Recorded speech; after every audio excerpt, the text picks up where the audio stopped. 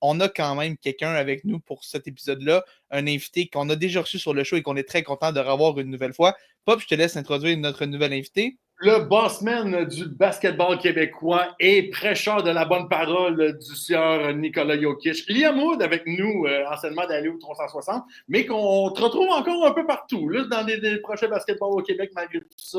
Mais comment ça va, mon vieux? Ah, ça va tellement bien. Merci de m'avoir invité, les gars. C'est toujours un énorme plaisir d'être là. Liam, juste avant de commencer, puis ça, sois très honnête avec nous autres. À quel point t'as passé proche de te mettre à genoux dans le Walmart quand t'as vu Nikola Jokic puncher un ballon puis qu'il a failli faire un panier de l'autre bord du terrain? Hey, t'as-tu vu comment c'était enligné? Il manquait quelques centimètres, puis le ballon, il rentrait. Puis ça, souvent, là, tu vas voir un gars dans la NBA, quand il reste 4, 3, 2 secondes peut-être avant que le cadran s'arrête. Souvent, il y en a qui vont prendre une coupe de dribble et tu vas les voir tirer après que ça a sonné. Right? On s'entend? Pourquoi? Parce qu'ils veulent pas. C'est exactement pour cette raison-là. Ils ne veulent pas affecter leurs statistiques de tir à 3 points. Il y en a qui vont le faire, qui vont le réussir, mais la majorité du temps, bon, ils vont le tirer puis ils vont le rater. Là, Nikola Jokic, c'est du une seconde, peu importe combien de temps qu'il reste, je m'en fous. Moi, je vais l'essayer. Puis malgré tout ça, en ce moment, mène la NBA au chapitre du pourcentage de tir à 3 points. Si je ne me trompe pas, on est encore à 56%. Il est numéro 1, pas juste numéro 1 parmi ceux qui font tant de tentatives par match. Non, c'est numéro 1 point dans la ligue. Ce gars-là, il essaie quand même des tirs un peu n'importe comment, n'importe où. Pourquoi? Parce qu'il veut gagner. Pourquoi? Parce qu'il s'en fout de ses stats. Nikola Jokic, c'est un winner. Mais tu sais, c'est pas juste... Il a lancé, il a littéralement punché le ballon. Puis même juste le fait que, genre, il a passé à pas grand-chose de l'aligner. Qui punch un ballon puis ça traverse la totalité du terrain de même? What the fuck? Le water polo, c'est presque un sport national en Serbie. Hein? Tu vois, ça vient de là, je pense. C'est un water polo shot, quand même. Un water polo shot. Il manquerait juste que Nikola Jokic soit sur un de ses chevaux pour rendre ça le plus serbe possible. Mais écoute, le glazing de Nikola Jokic est déjà commencé et on n'a même pas 5 minutes de commencer. Tout va bien et la nature est en train de se régénérer. Bossman, c'est le meilleur joueur au monde. C'est le meilleur joueur au monde. Mais cette semaine, c'est le fun qu'on ait pu voir ça parce que cette semaine, c'est un peu la poursuite de la NBA Cup un peu. On a vu, comme d'habitude, des terrains absolument scandaleux pour les yeux. Mais, shout-out de saluer des Raptors qui étaient chef kiss. Pour vrai, ça devrait être leur court, genre, toute la saison. Et moi, je regardais ça, puis je regardais ça dans le coin de là, puis j'étais genre, est-ce que les Celtics de Boston vont vraiment se faire sortir par les Wizards de Washington? J'ai pensé à ça d'y croire que les Celtics allaient se faire sortir. Ouais, on dirait que ça prend du temps aux joueurs avant de le prendre au sérieux, ce tournoi-là. Puis je les comprends parce qu'en tant que fan, nous aussi, c'est un peu la même chose. C'est difficile d'y adhérer, on n'est pas trop sûr. OK, c'est mardi soir, puis là, le lendemain, ça redevient des matchs un peu... Ça redevient des matchs ordinaires. Fait que là, il y a un peu le sentiment de faire OK, ben, il me semble que ça serait mieux si c'était chaque jour pendant une période de temps déterminée que juste les mardis et les vendredis soirs. Fait que je crois qu'il y en a beaucoup, effectivement, qui ont de la difficulté à y adhérer. Les joueurs aussi, au départ, hein, on n'est pas trop sûr, mais j'ai un dévoilement à vous faire, les gars. Je suis vendu NBA Cup cette année. L'an dernier, il y a eu des points forts. La finale, c'en était un à Las Vegas. Les terrains, c'en était pas un. Cette année, je crois qu'ils ont nettement amélioré les terrains. Oui, il y en a beaucoup qui sont encore aveuglants, là, puis tu en as où c'est bleu, tu as l'impression que les joueurs ils jouent au water polo, justement, dans une piscine olympique bleue. Ce qui arrive là, c'est que tu en as beaucoup qui prennent ça plus au sérieux. Il y a un des changements de règles aussi qui, je crois, apporte beaucoup à la NBA Cup, c'est que ces matchs-là, le différentiel de points à la fin, il vaut pour quelque chose. Fait qu'ils vont jouer jusqu'à la toute fin. Tu ne veux pas te faire éclater par un 30 points, par exemple, parce que ça peut heurter ta fiche, ça peut faire la différence entre une participation en quart de finale ou non. Là, après ça, bon, les Celtics, peut-être qu'ils l'ont pris moins au sérieux, effectivement. C'est pour ça qu'ils ont perdu certains de leurs matchs en NBA Cup. Mais une fois que là, on va arriver avec OK, il y a un classement clair, là, on va arriver avec un peu plus de compétition au sommet entre qui est l'équipe qui va sortir de son groupe, hein, parce qu'on ne l'a pas précisé, mais ça fonctionne avec des groupes un peu de style soccer. là, il va y avoir, ça va jouer du coude. Là, il va y avoir beaucoup plus, selon moi, de raisons pour les joueurs de jouer plus fort qu'ils n'ont jamais joué avant pendant un mois de novembre, étant donné qu'il y a beaucoup d'argent sur la table. Puis ça, souvent, on le dit, OK, mais la raison pourquoi les joueurs ils vont plus se donner, la raison pourquoi les joueurs ils vont répondre présent à ces événements-là, parce qu'en fond, des événements, c'est l'argent dont on vient de parler, mais il y a aussi, après ça, la question du fan. Pourquoi moi, je care si le gars qui fait déjà 32 millions par année, il fait un 500 000 de plus? C'est quoi l'incentive pour le fan? T'sais? Là, je me suis dit, OK, les terrains, mais au final, là, je me suis dit, du bon basketball, ça va attirer les fans de bon basketball. Si on peut en avoir en novembre, en décembre, tant mieux parce que ça n'a pas toujours été le cas. Puis écoute, Liam, je vais te poser une question. Tu me parles de comment on peut essayer d'attirer le fan par rapport à ça. Est-ce que tu as des idées, toi, à part, évidemment, le côté financier pour les joueurs, mais je pense comme ça, peut-être donner un choix de repêchage supplémentaire à l'équipe qui gagne, peut-être, je sais pas, j'essaie de réfléchir un peu avec toi. Est-ce que toi, tu as des idées? Mettons d'un matin, tu te réveilles, tu es Adam Silver, puis tu as un mandat clair, rends ça plus attrayant pour les fans de ce tournoi-là. Donne une raison aux fans de s'intéresser à ça, plus qu'au match du jeudi soir, mettons. C'est quoi le premier truc que tu mets en place? Ou tu peux en mettre 2-3 si tu veux, là, mais c'est quoi le premier truc que tu mets en place pour essayer d'échec de l'intérêt de la part des fans pour un tournoi comme ça? Mais c'est difficile à dire. C'est une excellente, excellente question. Tu parlais d'un choix de repêchage additionnel. Mais là, ça fait peut-être en sorte que le gars, mettons, qui est 5e, 6e sur le banc, qui n'a pas nécessairement sa place dans la rotation garantie, ça ferait peut-être en sorte que lui, ça lui donne moins envie de performer. C'est pas qu'il va le faire, mais c'est pas ce qui va l'attirer lui, étant donné que c'est peut-être une place de plus qui va lui voler éventuellement son rôle. Bref, c'est pas nécessairement le cas. Mais je crois que si tu ajoutes un autre incentive, si tu ajoutes une autre raison pour que le fan soit encore plus attiré qu'il l'est déjà, il faut aussi que le joueur, ce soit à son bénéfice, il faut que ce soit pour les équipes, que ce soit pour les propriétaires, etc. Pour moi, c'est le temps. Comme tout dans la vie, ça prend du temps avant que les roues du train commencent à avancer, que la boule de neige commence à grossir. Puis éventuellement, si les gens ils voient ça, il va y en avoir des discussions autour de la NBA Cup. Oh, tel joueur en a gagné plus que tel, comme on a les discussions, par exemple, entre Michael Jordan et LeBron James, à savoir qui est le GOAT, hein, qui a le plus de titres. Éventuellement, j'ai l'impression que la NBA Cup pourrait devenir ça. Pas dans les prochaines années. Clairement pas de suite. On en parle quasiment comme d'un trophée Mickey Mouse. Là, on le sait, l'an dernier, les Lakers l'ont remporté pour ensuite se faire presque balayer par les Nuggets de Denver. Mais quand même une série compétitive, on va se le dire. Reste que c'est pas tant pris au sérieux pour l'instant. Donne-y du temps. Après ça, bon, s'il y a des fans qui évoquent du mécontentement par rapport à certains aspects, ajuste ici et là. Pour moi, si je suis Adam Silver, je vais essayer de tweak. Déjà, ils ont fait un petit tweak avec les terrains. Ils sont plus beaux. C'est pas à chaque match qu'il faut que tu portes ton City Edition, les maillots qui n'ont pas toujours été très beaux. Tu peux porter ton maillot home away ordinaire. Fait que ça, je trouve que ça ajoute un autre petit cachet. Ensuite, bon, si tu veux rajouter plus de raisons financières aux joueurs, c'est pas, selon moi, ce qui va faire la différence, je crois. Mais tu sais, il y a une différence entre, mettons, un nouvel événement que genre, tu sais, la NBA Cup, personne ne déteste ça, mais c'est juste qu'il n'y a pas de hype. C'est pas comme si le format que tout le monde unanimement décidait « Oh mon Dieu, c'est mauvais, quelle idée de merde! » C'est juste qu'il n'y a pas de hype autour. Puis je pense qu'avec le temps, oui, ça va se développer. Puis on l'a juste vu l'année passée. L'année passée, pendant le tournoi à la ronde, personne n'avait genre de hype pour ça. Personne ne parlait de ça. Mais une fois qu'on est arrivé dans la phase éliminatoire, là, par exemple, oh boy, là, par exemple, là, le show était bon. Là, le monde commençait à capoter. Fait que déjà, c'est plus encourageant de même. Puis pourquoi pas rajouter ça un peu plus l'insulte à l'injure? Pourquoi pas promettre un show repêchage? L'équipe qui gagne est assurée de faire les playoffs à la fin de l'année. Pourquoi pas? Moi, ça serait une solution extrême un peu que je ferais.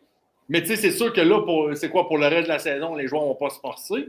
Mais tu sais, c'est sûr que c'est un peu extrême de ce côté-là. Mais moi, ce que j'aime par rapport à ce genre de compétition-là, c'est un peu ce qu'on voit dans d'autres ligues où il y a des petits tournois de même qui se déroulent très rapidement, peuvent prendre des proportions, mais des directions assez intéressantes. Tu sais, tu vois des équipes comme les Pistons de Détroit, les Bucks de Milwaukee, qui ont de la misère en saison régulière, sont invaincus encore dans le tournoi. Le Magic d'Orlando est probablement la meilleure équipe depuis le début de la NBA Cup. Puis tu as des équipes qui devraient être dans le haut du classement qui en arrachent un peu. Félix, je te regarde avec tes Timberwolves du Minnesota, soit dit en passant. Bon, ça va pas bien pour l'équipe au complet en ce moment, je te dirais. Il y a des plus gros problèmes que la NBA Cup en ce moment. Quand t'as Julius Randle et Rudy Gobert qui peuvent pas s'empêcher de se chier dessus, là, c'est un plus gros problème que la NBA Cup pour les Timberwolves en ce moment. Les Nuggets sont 1 et 2. Tu sais, je pense qu'il y a un côté chaotique qui est le fun avec ce genre de tournoi-là. Et je me dis que si la LNH éventuellement veut imiter ce genre de choses-là, moi, j'embarque à 100%. Pendant ce temps, la NBA qui essaye de recopier la Ligue nationale, mais pour le match des étoiles, parce qu'on va y aller division par division un peu, chose qu'on voit depuis quelques années dans le circuit de Batman. Et là, on terminerait un peu le règne association ou Team Giannis versus Team LeBron. Là, on irait division par division. Yann, comment tu vois ça, toi? C'est-tu vraiment quelque chose qui est viable? C'est-tu quelque chose qui peut sauver, entre guillemets, le match des étoiles qui mange un peu une volée ces 2 dernières années, là, surtout? Là. J'ai très, très hâte de voir. Félix, tu me demandais si j'étais Adam Silver, qu'est-ce que je ferais au niveau de la NBA Cup. Ben, si tu m'avais demandé la même chose l'an dernier, qu'est-ce que je ferais pour essayer de sauver le match des étoiles, comme Pop vient de le dire, ça aurait été un changement drastique comme celui-là. Les petits ajustements ici et là n'ont pas porté fruit. On a essayé de retourner à la vieille formule Est contre Ouest qu'on avait évité pendant longtemps justement pour faire des capitaines. Là, c'est drastique. On parle de 24 joueurs divisés entre 3 équipes qui va de 8 plus une équipe de Rising Stars, c'est-à-dire les étoiles montantes, l'événement du vendredi soir où on a des joueurs soit recrues ou de deuxième année. Il va y avoir le gagnant de ce tournoi-là du vendredi soir qui va compétitionner dans le tournoi du dimanche soir, la soirée phare un peu de la fin de semaine des étoiles. Ça fait en sorte que là, tu as moins de temps à jouer, tu as moins de temps pour laisser ta marque. Tu vas avoir des petits matchs ici et là à 20 points, à 25 points. Je n'ai pas la formule exactement devant moi, mais si je ne me trompe pas, c'était ça. Ce qui fait en sorte que, bon, si tu veux avoir un impact, si tu veux que ton voyage jusqu'à la ville où le match des étoiles se tient en évalue la peine, tu ne veux pas juste être assis sur le banc à rien faire, tu t'es habillé pour rien, ben, il va falloir que tu joues. Il va falloir que tu essaies d'épater la foule d'une façon ou d'une autre. Puis, bon, dans des petits moments comme ça, dans des petits échantillons comme ça, j'aurais dit, j'ai l'impression que tu vas moins dépenser d'énergie, peut-être moins de peur, entre guillemets, de se blesser. Parce que c'est un peu ça la raison pourquoi on a des mauvais matchs des étoiles dans la NBA depuis des années. On ne se force pas, on ne veut pas se blesser, on ne veut pas trop mettre d'efforts de l'avant. Puis ils ont tout essayé. Ils ont même envoyé Larry Bird faire un speech dans les vestiaires l'an dernier à Indiana, leur disant, tu sais, moi, dans le temps, avec Magic, avec Jordan, là, les matchs des étoiles, c'était pris au sérieux, nanana. Puis après ça, les joueurs, ils ont fait la pire performance de ever. Ça, tu savais d'avance que ça allait être un grand succès en affaires de même. Ramener les boomers de l'NBA pour dire que dans mon temps, c'était tellement le fun, c'était tellement pris au sérieux. Moi, ça me rappelle, je pense, c'est quoi? C'est Tyrese Haliburton qui s'est fait call-out par genre Barack Obama pour dire « Oh, quand vous prenez pas le match des étoiles au sérieux, c'est un affront à la Ligue. » J'ai fait « Hein? C'est donc même bizarre, ça, comme crossover, ça? » Sais-tu qu'est-ce qu'il lui a répondu, Tyrese Haliburton? Lui, ce qu'il a répondu, c'était mais moi, je suis un peu l'exemple des vétérans. Donc, si LeBron James y adhère, si LeBron James, Stephen Curry, les Kevin Durant, si ils répondent présent, si c'est quelque chose qui les intéresse, eux, après ça, les jeunes vont suivre. Mais c'est pas Anthony Edwards, c'est pas nécessairement Tyrese Haliburton qui vont apporter, apporter l'énergie sur le terrain là, dans ces genres d'événements-là. Il va falloir que ça parte des plus expérimentés. Puis après ça, les autres vont suivre. Ça reste à voir. On n'a pas tous les détails encore là, de ce processus-là, mais c'est certain que là, comme les gens ils vont être curieux de voir ça va ressembler à quoi, il va y avoir plus d'yeux là-dessus qu'il y en avait l'an dernier. Ça, il n'y a aucun doute, les gars. Mais moi, ce que je veux ajouter là-dessus, puis je me demande peut-être si c'est la solution à prendre de ce côté-là. Est-ce qu'on y va vraiment dans l'extrême pour sauver un peu le match des étoiles? Est-ce qu'on est rendu à enlever le fameux concours de dunk qui est un staple depuis 35 ans ou presque? On est toujours rendu Pour là? moi, c'est sacré. Pour moi, c'est sacré. Je l'enlèverai pas. Mais, tu sais, c'est un peu à l'image. Mais comment tu peux tweaker ça pour que tout le monde se rende ça intéressant? Ou que du moins les vrais meilleurs dunkers soient vraiment là? La réponse, elle est tellement simple. Des bons dunks, des bons dunkers. Laisse faire Jaylen Brown, là, puis arrange-toi pour avoir Anthony Edwards, arrange-toi pour avoir Ja Morant, arrange-toi pour avoir Zion Williamson, Jalen Green, Shaden Sharp. La liste est longue de dunkers spectaculaires dans l'NBA. Il n'y a pas de raison pourquoi est-ce qu'on ne devrait pas avoir un bon concours de dunk. Mais là, Jaylen Brown, c'est un bon, entre guillemets, on dit en anglais, in-game dunker. Il peut te faire des posters, mais c'est pas le between the legs 360. C'est pas un Vince Carter, là, on s'entend. Donc, selon moi, va chercher tes bons dunkers. Simple comme ça. Puis après ça, bon, il y en a quand même qui vont peut-être être insatisfaits, mais ça vient. Le deuxième point de ma réponse, c'est que ça vient aussi de la préparation de ces gars-là. S'ils arrivent et ils ne se sont pas préparés, ils n'ont pas de dunk en tête déjà, ils vont le rater une fois, deux fois, trois fois. Là, tu as perdu la foule. On s'entend? Si tu l'as du premier coup, ton dunk, même si ce n'est pas un 10 sur 10, les juges, ils vont donner des 10. Moi, dernier point là-dessus, excusez, je vais vous laisser passer à autre chose après, là, mais un petit mini-rant là, sur les notes. C'est pas tous les maudits dunks qui valent des 10. On s'entend dessus qu'il y en a bien que c'est des 7, 8, OK? Ou même parfois c'est des 6, 7, mais ils finissent toujours par être un 9 ou un 10. Ça donne pas des résultats qui sont représentatifs de ce qu'on a vu. Enlève-moi les Kenny Smith, là, les vieilles têtes là, de ce panel-là, puis mets des vrais dunkers de quoi qui parlent. Mais moi, Jordan Kilgannon, ceux qui ne connaissent pas.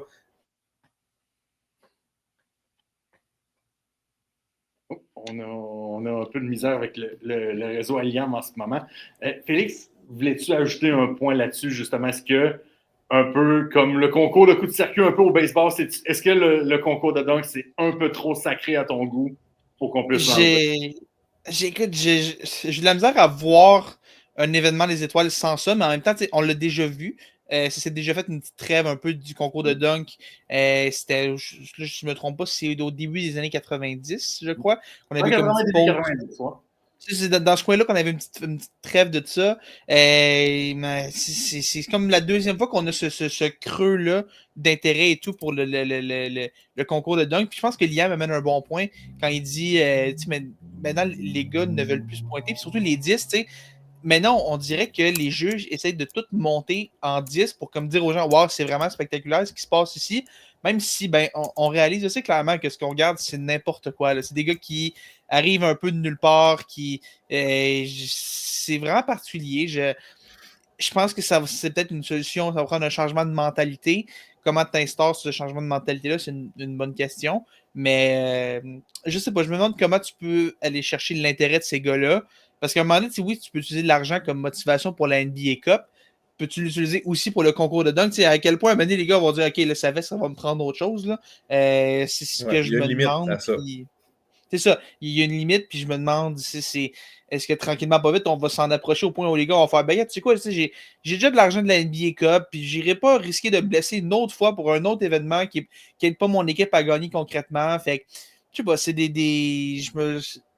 ça va être difficile. Puis peut-être que de leur mettre l'accent sur, tu sais quoi, si on est capable de redorer un peu l'image de ça va donner une belle visibilité, ça va aller chercher des games peut-être en commandite ou quoi que ce soit. Peut-être que ça, c'est une façon de le faire, vraiment insister sur cet aspect-là, mais si je suis Adam Silver demain matin, je me dis ça, c'est peut-être un beau problème. Ça, c'est peut-être un encore plus gros problème que la NBA Cup parce que ça marche pas toujours, cet incitatif-là de l'argent, puis c'est plus complexe, là, selon moi, pour aller chercher les meilleurs dunkers de la NBA. De là à dire que je mettrais fin au concours, je sais pas, parce que ça a quand même une valeur dans la NBA, dans le sens que tu penses à la fin de semaine des étoiles dans la NBA, mais tu penses pas au match des étoiles, tu penses au concours de dunk. C'est le premier truc auquel tu penses, puis le premier truc auquel pas mal tout le monde pense.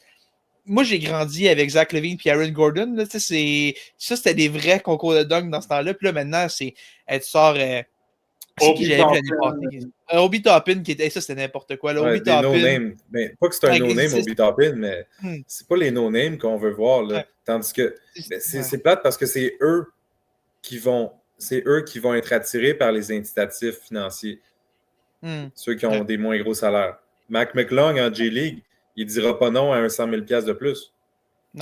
Non, vraiment pas. Puis c'est surtout s'il ramène des rivalités entre les gars. Tu sais, il y a eu Levine Gordon, ça avait vraiment donné un petit peu de motivation aux deux gars pour élever leur jeu un peu, tu sais. Mais Anthony Edwards puis John Morant en rivalité. Tu trouves quelque chose, mais ces deux gars-là, dis, viens battre l'autre. Tu sais, viens montrer que t'es meilleur que l'autre, puis pique-le dans son orgueil un peu. Peut-être que ça, c'est une façon de mettre un peu de piquant dans ce concours-là, de dire que ben, tu sais, s'il y en a un, mettons que Morant décide de participer, ben Edwards va voir ça, puis il va dire, ben, tu sais quoi, je veux pas que Morant ait un stage que moi j'ai pas. Fait qu'il va y aller aussi, puis les deux vont donner un show, puis c'est peut-être miser un peu sur les rivalités. Tu sais, la NBA est bonne quand même pour faire du bon marketing de ses joueurs, de ses équipes, puis de ces rivalités-là. Faites-le pour le concours de dunk. C'est ça qui est important. Mais donnez un incitatif aux gars, puis si les financiers sont pas là, ben, donnez cette. La rivalité, les gars sont tellement compétitifs dans la NBA. On le sait, les gars sont hyper compétitifs. Mise là-dessus, puis je pense que c'est une super bonne façon de redorer un peu l'image de ce concours. Les boys, s'ils prennent au sérieux, ça revient à mon point de tout à l'heure. Je finis là-dessus vite fait. Là. S'ils prennent au sérieux, les meilleurs joueurs de la NBA prennent ça au sérieux, ça donne l'exemple, les autres vont suivre. Fait que pour que le fan prenne ça au sérieux, il faut que le joueur prenne ça au sérieux. Les gars, vous êtes des impersonations d'Adam Silver. C'est vraiment beau de vous voir aller. Écoute, je vais vous demander d'être Adam Silver pour une dernière fois dans ce blog basketball parce que si vous êtes Adam Silver, vous faites quoi de Shams Charania qui sort la nouvelle comme quoi les Sixers font un team meeting après un match contre les Heat de Miami puis qu'apparemment Joel Embiid se fait, disons, challenger un peu par ses propres coéquipiers. C'est particulier, man. Je sais pas de quoi penser de tout ça. Puis Liam, je sais pas, je vais t'entendre un peu là-dessus aussi. J'ai l'impression que ça démontre qu'à Philadelphie en ce moment, ben, c'est peut-être encore moins beau que ce qu'on pense. Puis tu sais, il y a quelqu'un, visiblement, il y a des fuites qui viennent du vestiaire. Ça, c'est inquiétant. Puis là, qui est la source de. C'est qui fait ces fuites-là? Là, il va falloir trouver le problème à l'interne à Philadelphie parce que mon Dieu, que ça devient un problème. Adam Silver doit se dire qu'au moins ça fait parler les gens, ça attire de l'intérêt pour sa ligue, fait que tant mieux, mais pour Philadelphie, ça marche pas. Et c'est déjà une saison qui n'est pas facile comme ça à Philadelphie, où est-ce que tu as des blessés, Paul George puis il a été blessé, fait que ça n'a pas eu le temps vraiment de lever autant qu'on aurait voulu avec Joel Embiid pour le moment. Puis toi, Liam, je sais pas, mettons Adam Silver, mais mettons que tu es à la tête des 76ers, c'est quoi? Qu'est-ce que tu fais pour régler ça? Parce que clairement, ça n'a pas l'air de marcher en ce moment là, à Philadelphie. Je sais pas de quoi tu parles. Moi, je vois que les 76ers ils ont un Big Three extraordinaire. Puis quand je dis Big Three, je parle de leurs 3 victoires en 15 matchs. Bon, ouf. Mais c'est difficile, à mettre le doigt exactement sur le problème outre Joel Embiid parce que tu as eu des blessures, oui, mais après ça, le reste de l'équipage n'a pas l'air d'être très investi. Tu te demandes si Nick Nurse a perdu les vestiaires. Tu te demandes si c'est Joel qui est toxique dans ces vestiaires-là. Quand tu as un body language comme lui, okay, son langage corporel sur le terrain comme à l'extérieur, tellement négatif. Il est arrivé à son premier match de la saison, après avoir raté les premiers. Il n'avait pas du tout l'air investi dans ce qu'il faisait. Ses mouvements étaient lents, c'était laborieux, autant en attaque qu'en défense. T'sais, on n'aime pas trop ce qu'il fait au niveau d'essayer d'attirer des fautes. C'est pas du basketball qui est très beau à voir en ce moment, de la part de Joel Embiid. Un joueur que j'aime bien et qui a été son MVP, je crois, en 2023. Mais après ça, c'est quoi la suite? T'sais, parce que là, tu es revenu au jeu, puis tu étais censé être en pleine santé. Il y avait toute une entre-saison là, pour réhabiliter tout ça. Aux dernières nouvelles, c'est tombé ce dimanche, genou enflé. Là. Donc, on ne le reverra pas. Au moment où on se parle, il était censé jouer. N'est pas de la partie. Ne rejouera peut-être pas avant une autre couple de jours. Ça regarde très, très mal de son côté. Puis je crois que c'est le problème numéro un, c'est lui. Mais après ça, c'est dur à dire parce que Paul George, il n'a pas été parfait lorsqu'il a joué, mais 2 hyperextensions au même genou, tu peux pas prédire ça. Là. C'est de la malchance aussi à certains niveaux. Ce qui fait en sorte qu'on en arrive où on en est maintenant et on se demande, bon, comment tu remontes la pente? Oui, ils sont peut-être seulement à une différence de quoi? Si je ne me trompe pas, là, une différence de seulement 4 matchs d'une place hypothétique en série. OK, oui. Mais tout peut encore changer, c'est vrai. Mais tu peux aussi. Ça peut aussi être l'inverse complètement. Puis les autres équipes qui sont devant toi, qui, eux, sont en santé majoritairement, continuent à gagner des matchs. Jamais qu'on se serait attendu à ce que les Raptors soient devant eux dans le classement. Donc ça explique en grande partie pourquoi ça va aussi mal chez les 76ers. Puis le meeting dont tu parlais, Pop, le meeting qu'ils ont eu entre joueurs, là, qui vous pensez qui a fait fuiter l'information aux médias? Ah, ça c'est la grande question. Écoute, pour que ce soit le plus chaotique possible, moi je prends toujours le chaos dans ce genre de choses-là. Moi je dis fuck it. C'est Joel Embiid lui-même qui a fuité. Pourquoi pas? Rendu là. Ah, ce serait malade, puis ouais, c'est fou. Ouais, ça se peut, man. Le seul point positif à date, là, le seul silver lining qu'on peut établir du côté des 76ers s'appelle Jared McCain, repêché au premier tour, mais juste à l'extérieur de la loterie. Un peu, c'est un peu, comment je pourrais le décrire? Si High School Musical était devenu un joueur de la NBA, là, OK? C'est un TikToker en premier et un basketteur en deuxième. Mais en tant que guard, on peut, selon moi, on peut le placer aux côtés de Tyrese Maxey dans le backcourt des Sixers. Très bon tireur à 3 points jusqu'à présent. Un gars qui se déplace sans le ballon un peu à la Stephen Curry, mais qui a aussi une bonne vision. En ce moment, c'est peut-être le meilleur passeur chez les Sixers en tant que recrue. Présentement, mènerait la course au titre de recrue de l'année parce qu'il y a eu plusieurs matchs à 20 points consécutifs. C'est celui qui a le plus de matchs à 30 points jusqu'à présent dans cette QV-là cette saison. Alors, le seul point positif qu'on peut établir de leur côté, c'est au final probablement lui qui a fait fuiter l'info. Là, mais il faut toujours se méfier du gars que tu penseras jamais que c'est lui qui va fuiter. Tu sais, le gars, il arrive dans la ligue, premier mois de la saison, ça va bien. Tu dis, hey, sais-tu quoi, mes coéquipiers sont en train de s'engueuler en ce moment dans le vestiaire. Puis, tu sais, Shams Charania d'ESPN, ça fait encore bizarre de dire ça, de dire Shams Charania d'ESPN, pour moi, ça ne marche pas encore pour l'instant, qui rapporte qu'apparemment Tyrese Maxey aurait challengé Joel Embiid pour lui dire t'arrives toujours en retard aux activités de l'équipe, genre, sois meilleur, donne l'exemple. Carl Lowry qui apparemment aurait été celui qui call le meeting un peu de ça. Mais malgré tout ça, moi, pour la triple manière, j'impose en fait une règle. En fait, moi, je lance l'invitation que Jared McCain, son surnom pour le reste de sa carrière, ça soit Deep Delicious. Deep Delicious, c'est malade. Deep Delicious, ceux qui savent. Mais tu sais, le gars, il est capable de tirer à 3 points de même, tirer bien deep de la ligne de 3 points. Le gars s'appelle Deep Delicious. Fuck it. Moi, j'appelle ça de même, ça finit direct là. Ah ouais. J'en ai un autre à proposer, mais il n'est pas aussi bon que le tien, par exemple. Vas-y, vas-y. Il est allé à Duke comme Kyrie Irving. Il a un bon handle, un peu comme Kyrie Irving, mais il a des cuisses de mastodonte. Kyrie Irving. Nice, oui. Moi, j'aime ça aussi. Puis, écoute, Kyrie Irving est allé à High School Musical, par exemple. Ouais, non, quand même pas. Mais écoute, Yam, avant, on parle de Jared McCain, puis une dernière question pour toi. Si tu vois, mettons, Jared McCain poursuivre sa grosse saison, OK, finir possiblement recrue de l'année ou en tout cas avoir une énorme saison recrue, puis Joel Embiid, ça continue de pas lever, ça continue d'être difficile et tout, puis blessé ou quoi que ce soit, on sent qu'il veut quitter Philadelphie. Est-ce que tu échanges Joel Embiid et tu donnes les clés de cette équipe-là à Jared McCain? Est-ce que c'est quelque chose que toi, tu penses que ce qui pourrait se faire?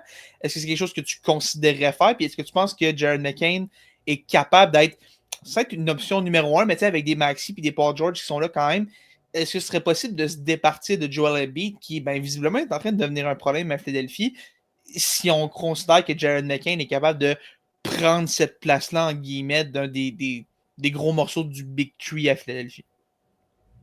C'est tellement un scénario improbable. J'ai Ouais. entendu un peu la même chose du côté des Bucks, où il y en a qui appellent à un échange de Giannis Antetokounmpo. Ça n'arrivera pas.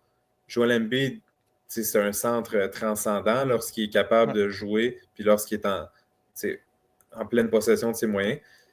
Pour répondre à ta question, mettons que ça arrivait, OK? Ce ne serait pas nécessairement à Jared McCain à qui je donnerais les clés. Oui, il y a eu un bon début de saison, mais il faut mettre un peu les freins là-dessus. On est à 20% de la saison à peine.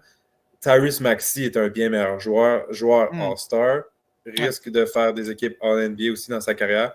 Il n'est vraiment pas à sous-estimer, Tyrese Maxey. Je serais bien heureux de l'avoir comme joueur de concession. Là, si j'étais une jeune équipe en reconstruction, par exemple, je serais bien heureux de l'avoir. Mais là, on essaie que tout fonctionne ensemble cette année. Puis c'est possible. On essaie que tout fonctionne ensemble l'an prochain. C'est possible. Paul George, il y en a encore dans le réservoir. Mais comment est-ce que tu veux rattraper l'écart en ce moment que tu as entre le sommet de la conférence où il y a les Cavaliers de Cleveland qui ont seulement une défaite? Comment tu penses pouvoir rivaliser avec des équipes comme celle-là en saison régulière quand tu as un début aussi mauvais? C'est exécrable. C'est comme quand tu es dans un match, là, par exemple, au 4e quart, où il reste seulement quelques minutes, puis là, contre les possessions, on a peut-être un 12 points de différence, mais si on réussit un 3 points, on a un stop l'autre bord défensif, puis on en a réussi un autre, puis un autre stop. À un moment donné, tu ne peux pas aligner autant de stops défensifs puis autant de tirs à 3 points de suite. C'est possible, hein, si tout va bien. On l'a déjà vu, mais c'est pas.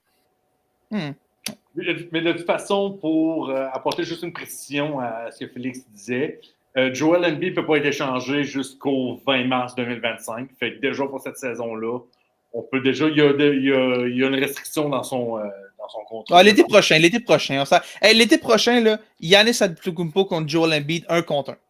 Ah oui, on a des problèmes chacun de notre bord. On fait des problèmes.